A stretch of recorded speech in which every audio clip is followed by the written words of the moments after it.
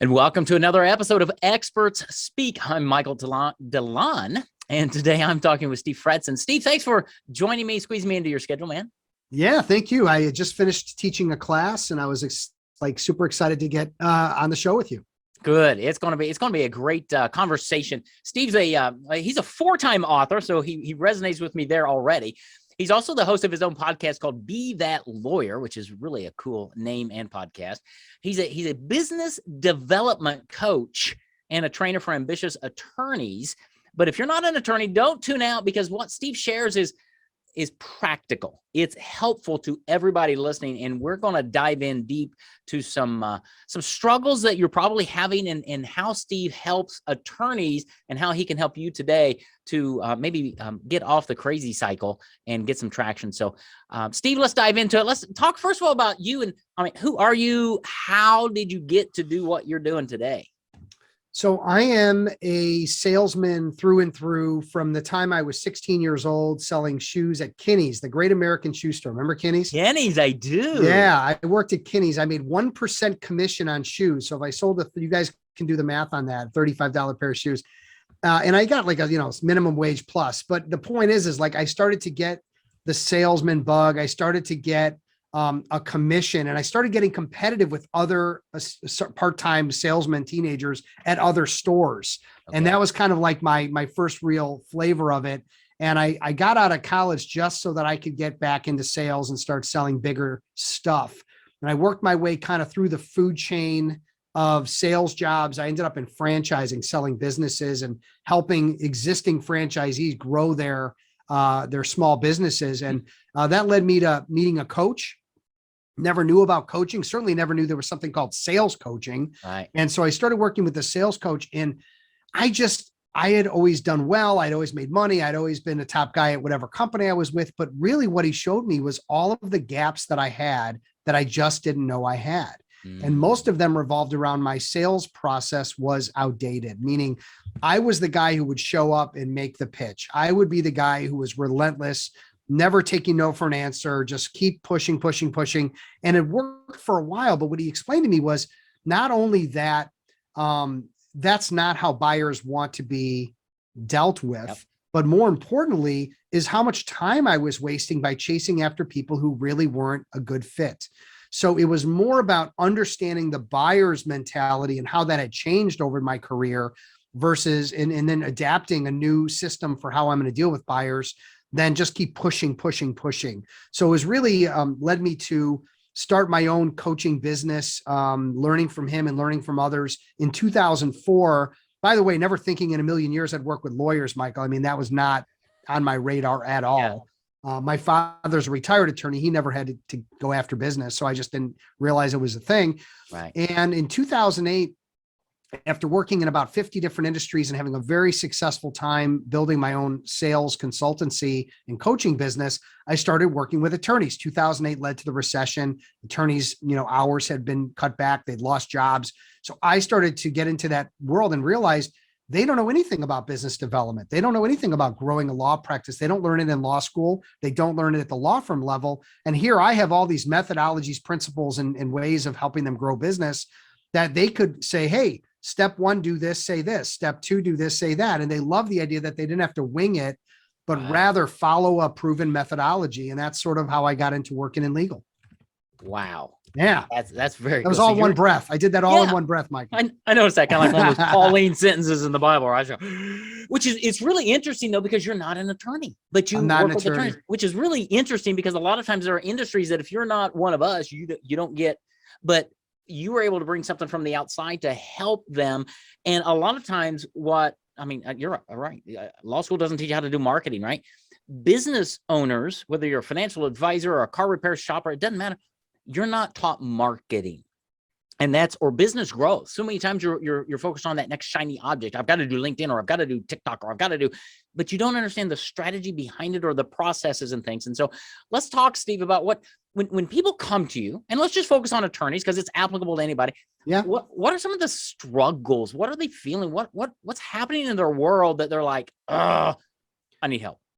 I would say and I work with solo practitioners. I work with big firm lawyers. I don't work with law firms anymore. I gave up on that because they were giving me their problem children and people that didn't care about learning, didn't care about coaching. They were just, their fees were being paid and they were being sent to me. And I said, this is not a good use of my time.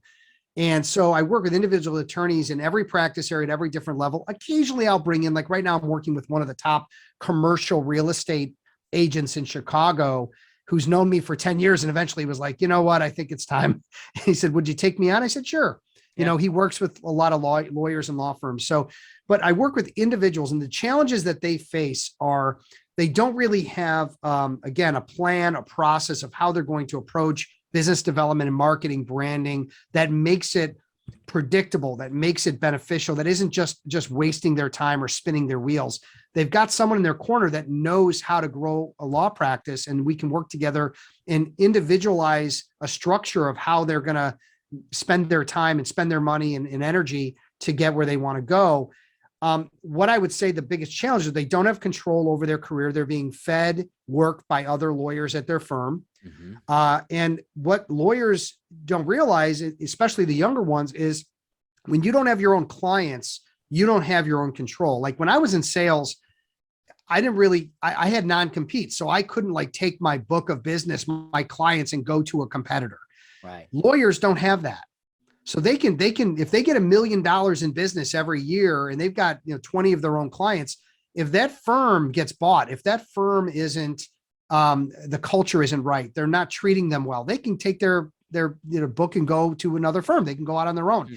And I give lawyers that independence, that control, that freedom to do whatever they want, because as long as they have a sustainable way of growing business, they don't ever have to really worry about what's going to happen in the future. They can make whatever future they want to make.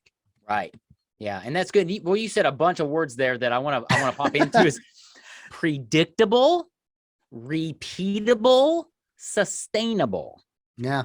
Dude, that's systems right there. Right? I talk a lot about systems, but unpack a little bit about that. Let's just talk about some of the basics of marketing, right? So you've got attraction, you've got conversion, you've got referrals.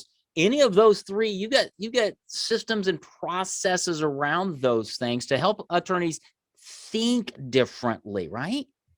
Yeah. And so I think for most attorneys and professional services people, even business owners, you want to maybe outsource your marketing. So you want to hire Michael, you want to hire a social media manager, you want to hire people that have expertise in certain areas. It doesn't mean you can't learn it. And like, I'm a sort of an expert on LinkedIn. I've been teaching it now for, 16 years before most people were even on it or thought it was a thing.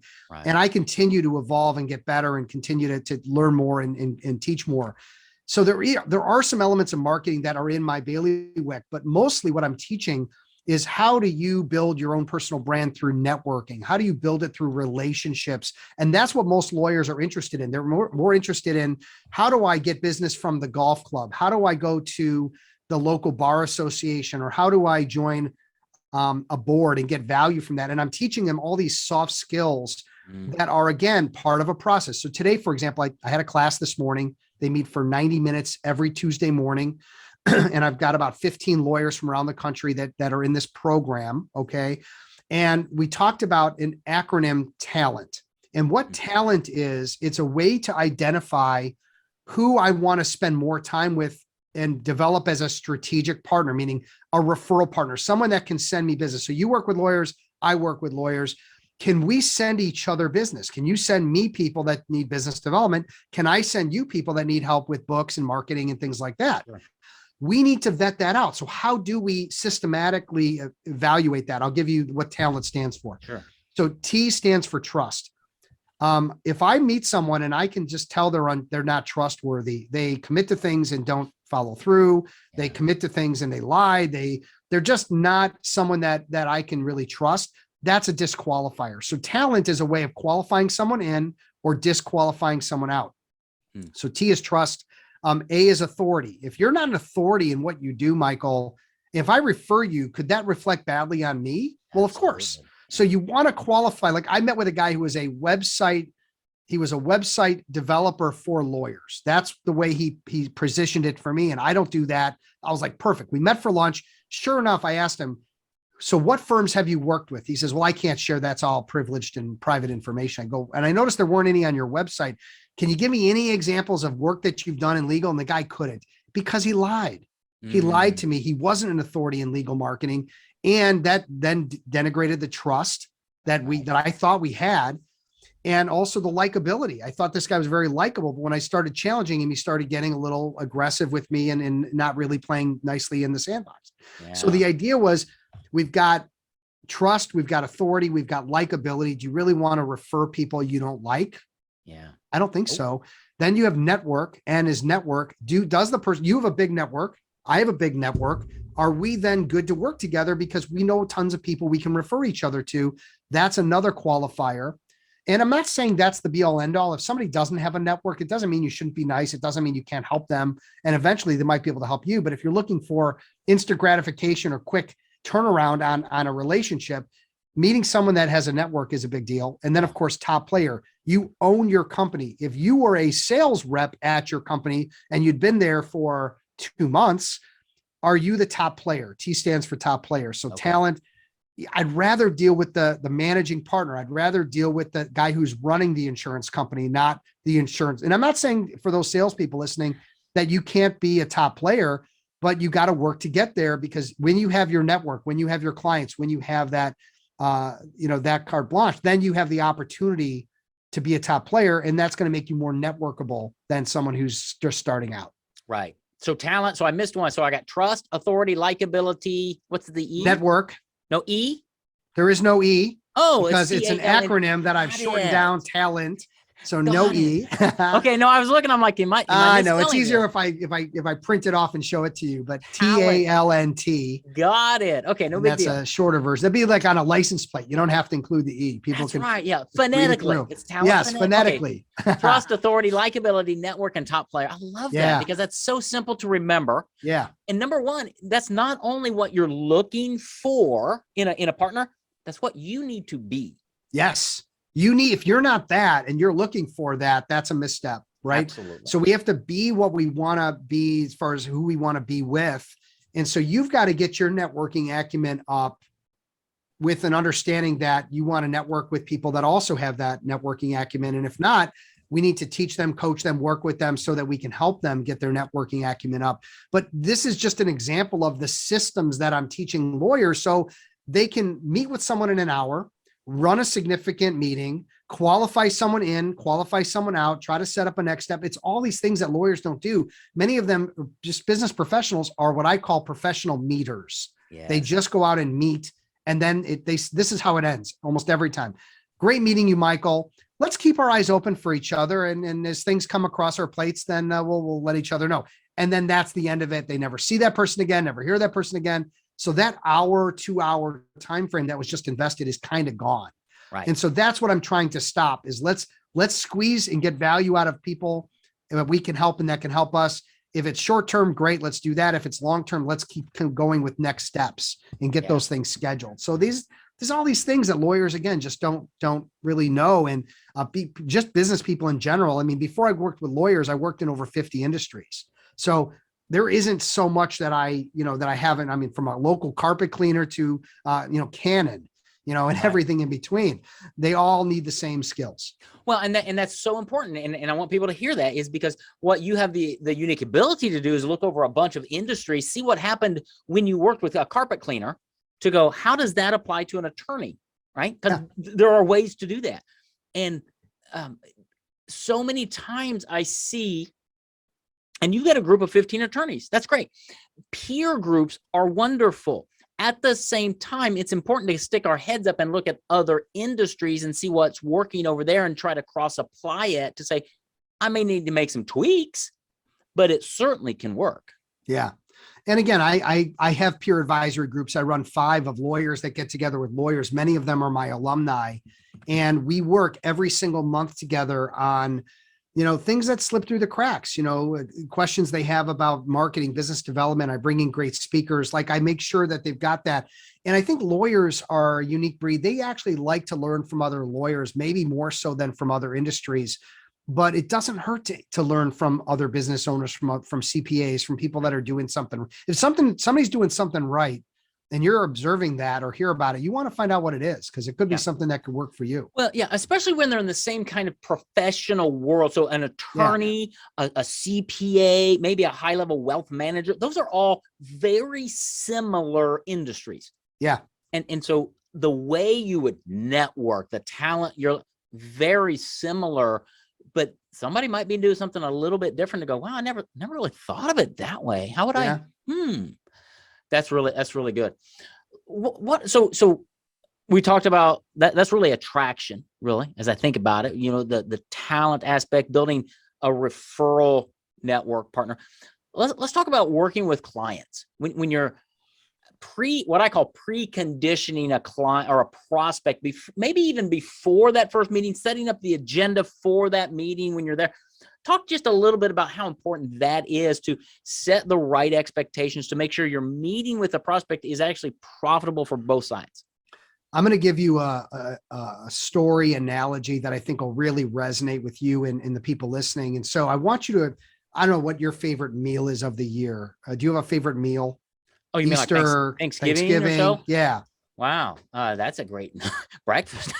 Breakfast. All right. Yeah. I know. If you have a big breakfast, who makes that? It's me. It's Sunday morning with me and my girls. We usually have eggs of some nature and some bacon or something. All right. We're going to try something different. You're going to have how many girls you have? 2.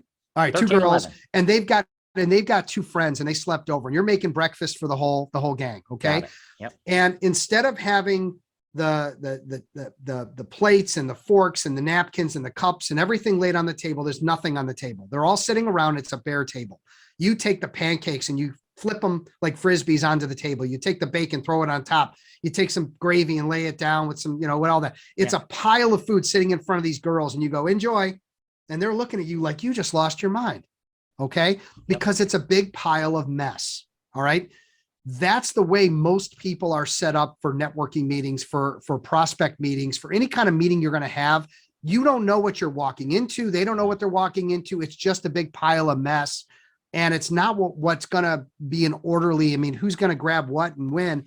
We want to know all that. So when I talk about agenda setting and game plan setting, it's really about how do we set the table for a meeting that can be successful? What are you trying to get out of it? And how do we get buy-in from the other party so that we can have the best possible meeting? Now, I'm not the first person in the world to come up with the idea of setting agendas, right? That's been done for years. You've heard about it. I've heard about it.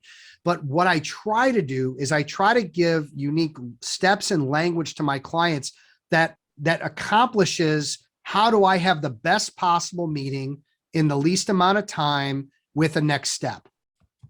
Okay. Mm-hmm. How do I disqualify someone out or qualify someone in? And if my agenda does all that and I can get people nodding and buying in to what I'm saying and making it a collaborative or cooperative process, that's going to be better for everybody. Everybody can win. So I don't know if Michael, if you're open to it, but I can set an agenda with you for a prospecting type meeting, and the people listening can say, wow, they either hate it, they like it, or somewhere in between. But if you'll role play with me, I think that would be a really good takeaway for the people listening. I think that'd be fun. Okay. It'd be fun too. Let's do it. All right. So you are interested in hiring me. You heard about me through someone and you say, hey, here's a guy who can help me grow my business through business development coaching. That's the reason we're meeting. And I know that you emailed me a couple of reasons why you think we should meet. And I agreed to it. Okay. So we get together and we build a little rapport. Basically, I just want to connect with you on the girls. I want to connect with you on your, your beliefs and your upcoming engagement in the Dominican or whatever it might be. Okay. I want to get you talking. I want to hear about what you've got going on. Where can we find some common ground? Okay. That's happened. Now, 5 or 10 minutes have passed and I know we've only got an hour. So I want to get down to business. So I would say, Michael, we could probably talk about, your work with the church, for hours, but I think, you had requested to speak with me about a possible engagement. I wanted to just, if it's okay with you, set a brief game plan for our time together. Is that okay? Yeah, that'd be great, Steve. Okay, wonderful. So as I mentioned, we have about 50 minutes of our hour left. From my perspective, the purpose of us meeting was really just to understand if there's a fit, get to know each other better.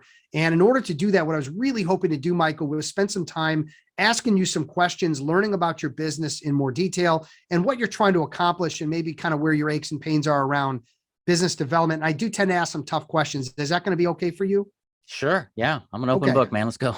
Great. And I'm happy to, of course, answer any questions you have. Was there anything specific you wanted to make sure you got out of our time together today, other than what I had mentioned? Yeah. I mean, I just really want to understand the process of how, if this, how do you work with people? How would we work together? What would that look like? If we can make sure that gets in there somewhere, that'd be awesome.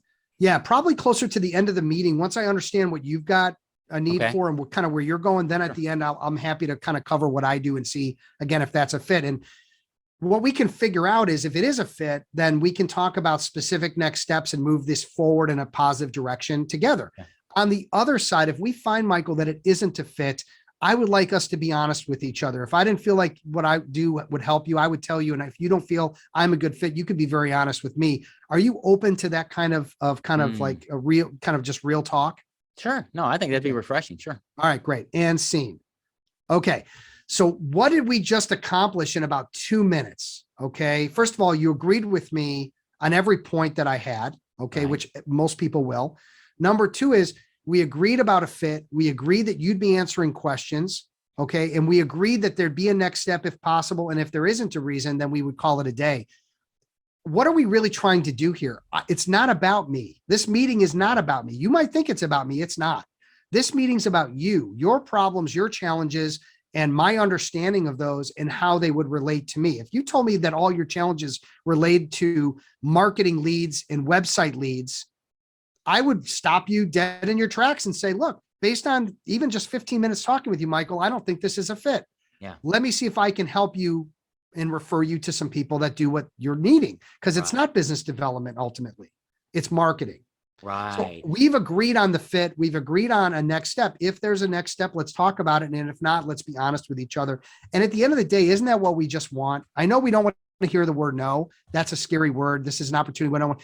I'd rather hear a no early on and save all that time than have you say, I'll think about it. Maybe I'll get back to you. Let me check, which is all a way of saying no. You just don't want to be straight with me. That's right. Right. And that's what we're really getting to. And people don't understand the power of knowing what's going on versus hoping and wondering what's going on. And that's really what makes business development predictable as we go through a process. Dude, that's so cool. Because isn't that what most people hate about selling and the sales process is the continual follow-up, because we don't have that agenda set to go, it's deal or no deal at the end. If we're not going to move it forward, let's just call it a no deal and I'm done. Yeah. Because I don't want to spend my time chasing you. That's not what an expert does. And I gave you permission to say no. Sure. Which then took away, in my mind, and hopefully in your mind and the people listening, what I call the salesman's hook. The hook of, I've got to convince you. I don't want to take no for an answer. I'm going to chase you. I'm going to hit you. That's my old style. My old style was I learned that from managers for years in the 90s. This is all 90s sales in the 90s, right? Totally different story. It was don't take no for an answer. You could hear no 4 or 5 times and still stay on top of it and get the business, which is insane. Yes. If somebody tells you no once or twice these days and you don't take it as the law, man, you're going to burn a bridge real fast. Yes. Okay. That's right. So we're trying to get people out of pitching, convincing, and selling and into things like listening, learning, empathy, understanding, and identifying fit. That's the new, and that my first book, by the way, is called Sales Free Selling for that very reason. We don't want to use old school tactics. We want to go with what's relevant today. And it's all about the prospect and their needs and how that fits with us. And that doesn't happen in the traditional model of a pitch meeting or a selling meeting. That's right. No, that is so good because it just lowers all the barriers. It's a conversation. And at the end of the day, and what we find many times is when you do it this way, the price is always like hidden somewhere, right? That's what they're always at the end of the day. Okay, well, how much is it? This is great, but how can I afford you? And then you have to have that discussion and find ways to help them. What kind of counsel do you have around that? Because that's always the elephant in the room, right? Right. But let's take that one step further too. Why would someone pay your big fee, my big fee, a lawyer's big fee, any big fee?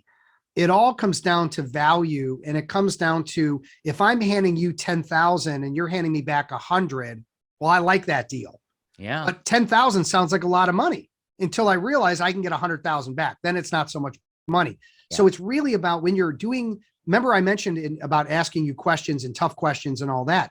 What I'm really trying to do is understand that, let's say I identify in our meeting, now we're in the thick of the meeting, that you're only closing 2 out of 10 people that you would get in front of, when you really should be closing 7 out of 10. Well, that's 5. Let's say it's a month, 5 difference a month. Well, let's say 5 times 10,000 a deal, that's $50,000 a month, or $600,000 a year.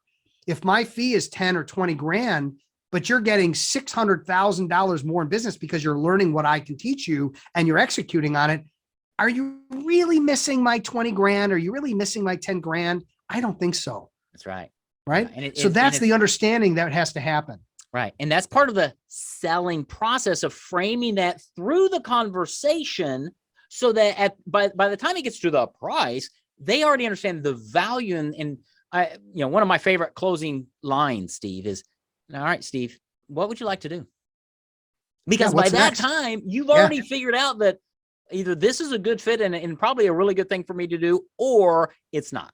And if you did a good job with the meeting, the answer is, I want to get started. Yeah. What does it cost? Let's work it out.